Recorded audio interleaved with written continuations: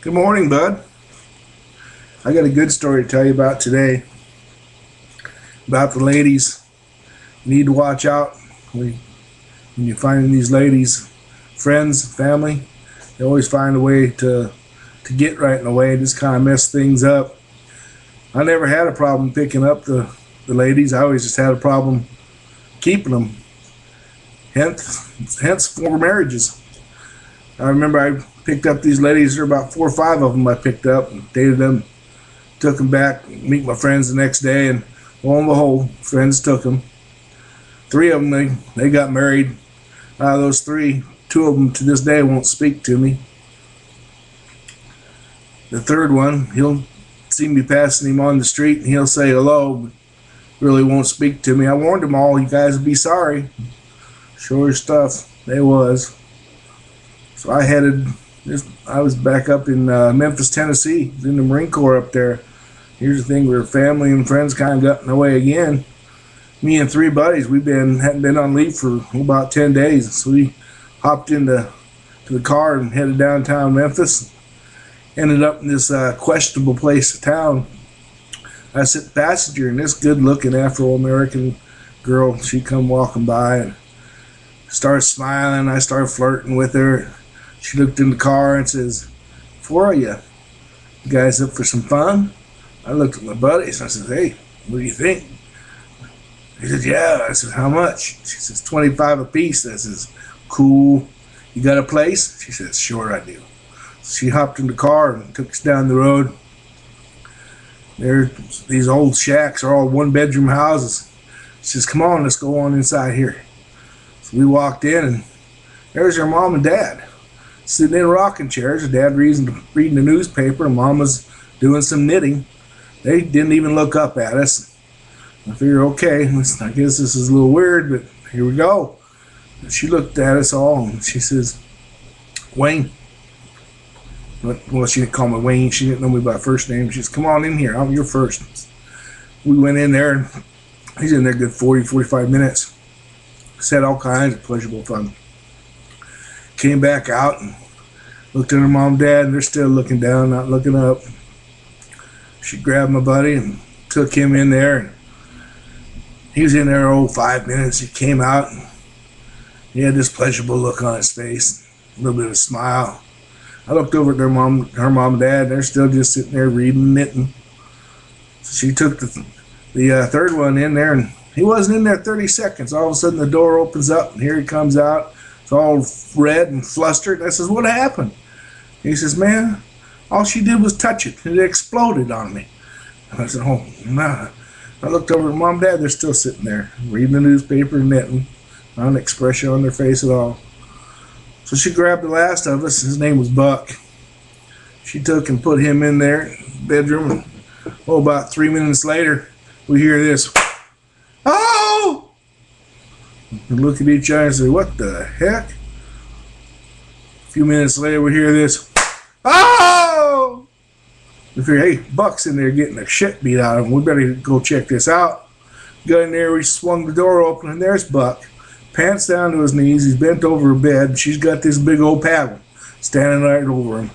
He looked up at us with a smile and says, "Come on, guys, a little privacy, please."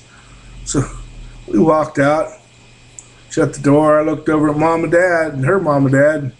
They're still got their heads down, reading the newspaper and knitting. Man, they had the biggest old grins on their faces. You couldn't believe it. We've done our business, heading back up to the base, and I remember thinking to myself, man, never again am I taking 3 friends with me when I go out to try and find a hooker. So we went on. It was a month or so later. Me and Buck, we decided, this hooker thing's just not working out, costing us more money than it's worth.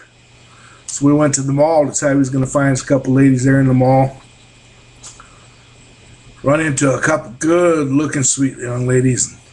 Went into the movie theater with them, sat there and talked to them. The one I was with, she told me how she was a preacher's daughter. I thought to myself, well, this is going to take a while, but she should be a really nice lady.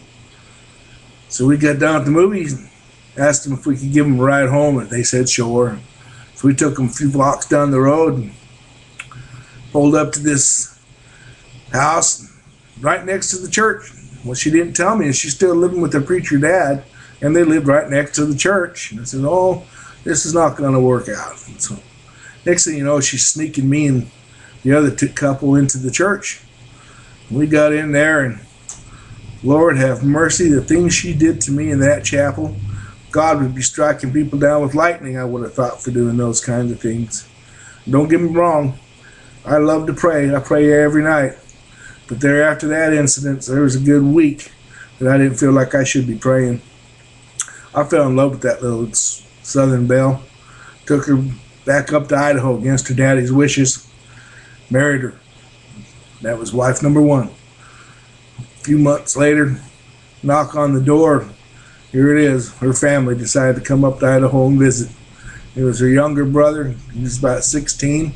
And her older brother. He just escaped from the Tennessee State Penitentiary. He was about 20. Evil looking son of a bitch, I'll tell you. You know, not ugly type of evil. Just, you looked at him and said, wow, I don't want anything to do with this man.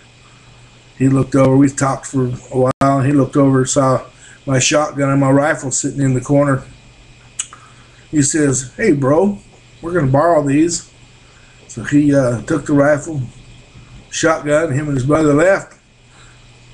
Gosh darn those guys, they went out to a damn convenience store, robbed it, took off, headed to California, and never did give back my rifles. A few months later, their sister followed them down there to California. Family got in the way. That was the end of marriage number one. Then came marriage number two. I was over in Colorado Springs working as a bartender. This beautiful, beautiful lady, long legs, blonde hair, she come walking in. I said, oh my God. I told the fellow bartenders, I says, I'm going to marry that one. I went over, introduced myself. She was a Southern belle. I thought to myself, oh, those Southern belles are a handful of trouble. Then I recognized her. She was a model on TV, did that old Flex hairdryer commercial. I fell in love. A month or so later, I had her up in Idaho. I was getting married. Here's wife number two. She decided she didn't like Idaho too much. She was a Southern belle. They was nothing but Yankees, rednecks and Yankees in Idaho. So I took her down to Birmingham, Alabama. That's where she was from. Found out her family was filthy rich. Old money from Florida. Sold the property to Disney World. They didn't like me very much. They didn't like Yankees too good. I remember the first get-together, they was having a fish fry.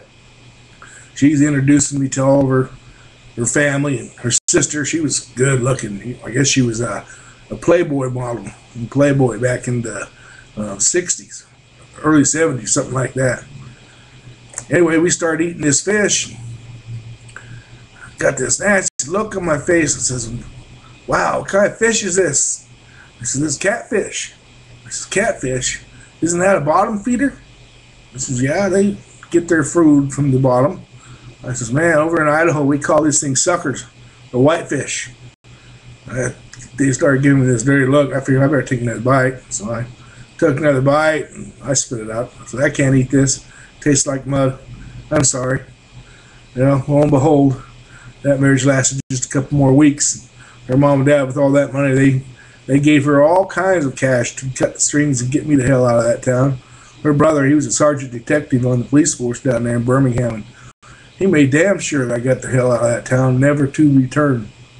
And there again, family gets in the way of the relationship. There's the end of marriage number two. There's a couple more marriages to go. A lot more women to talk about. Very few more prostitutes. Never did take another friend with me, or did I? There might have been one friend on one or two of these. I don't remember. Anyway, I gotta go. Doctor says I need more exercise, so I'm gonna go out and walk my little dogs. Go around the neighborhood, visit some of the houses. Who knows? I might see a nice lady around there.